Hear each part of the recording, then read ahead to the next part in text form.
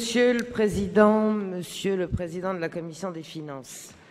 si regarder le passé présente en soi peu d'intérêt, je parle évidemment du compte administratif 2014 de la métropole, il permet néanmoins de mesurer l'évolution des choses en regard du présent. Il s'agit du budget 2015. Alors, qui voit-on? Mes collègues ont déjà dit beaucoup de choses, mais je vais en ajouter un petit peu. L'épargne brute, ratio principal d'évaluation financière d'une collectivité locale, en 2014 était de 93 millions, recettes réelles de fonctionnement, moins dépenses réelles de fonctionnement, 846, moins 753. Quand nous avons vu en avril de cette année que votre budget 2015 ne prévoyait plus que 59 821 moins 762 d'épargne brute, inférieure même à l'annuité de la dette et ne produisant qu'un ratio de désendettement de 30 ans. À ce rythme, pas de doute que cette épargne brute sera très vite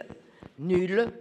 voire négative dans le courant de votre mandat. Vous avez accusé le gouvernement, bien sûr, d'être à l'origine de cette situation, alors que depuis la création des communautés de communes, devenues chez nous métropoles, les effectifs cumulés de la ville de Nice et de l'intercommunalité n'ont cessé d'augmenter et que c'est précisément pour tenir compte de cette inflation de fonctionnaires locaux que le gouvernement a décidé, comme l'aurait d'ailleurs tout autant souhaité votre parti politique s'il avait été aux commandes, de forcer ces collectivités à faire des économies, notamment en termes d'effectifs.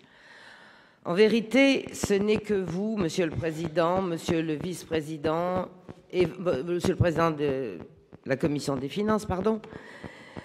c'est votre politique de grandeur qui sont à l'origine de cette situation, car vous refusez de commencer à faire des économies de fonctionnement nécessaires pour pallier le désengagement de l'État et vous permettre d'investir tout en maintenant les équilibres financiers. Mais peut-être allez-vous encore faire semblant de considérer que mes propos sont à nouveau lénifiants, comme vous l'avez fait lors de nos échanges sur le budget en avril cette année. Je vous cite dans le procès-verbal que nous avons reçu, ouvrez les guillemets, « Je m'attendais de votre part à des propos beaucoup plus mordants, fermez les guillemets ». Mais alors, Monsieur le Président, vous n'avez pas dû bien m'écouter, car en l'espèce, j'avais tour à tour qualifié l'homme politique et le responsable politique que vous êtes d'incompétent, tout comme Monsieur Pradal d'ailleurs, puisque mélangeant allègrement les définitions en matière de capacité d'autofinancement dégagées par l'exercice, ajoutant frauduleusement le report des résultats antérieurs pour faire bonne figure, d'inconséquent et de surendetté, avec un endettement supérieur de 50% à la strate, un ratio de désendettement de 30 ans, 3 fois plus élevé que le maximum habituellement retenu, une annuité de remboursement du capital de la dette supérieure à l'épargne brute, ce qui implique que cette dernière ne finance que le remboursement de la dette et qu'il ne reste évidemment rien pour les investissements.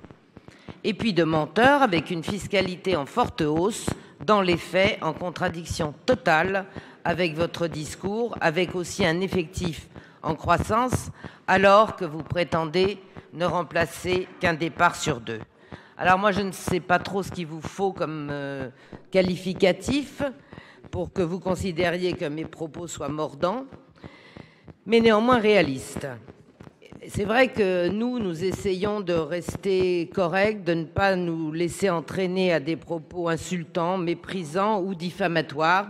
ce qui n'est pas toujours le cas dans cette enceinte, particulièrement à l'égard de vos élus d'opposition. Je vous remercie.